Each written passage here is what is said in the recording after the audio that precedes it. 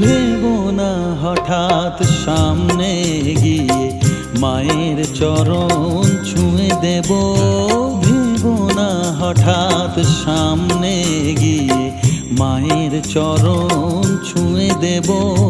দূর থেকে শুধু চোখের জলেতে মার রাঙা পা ধুয়ে দেব।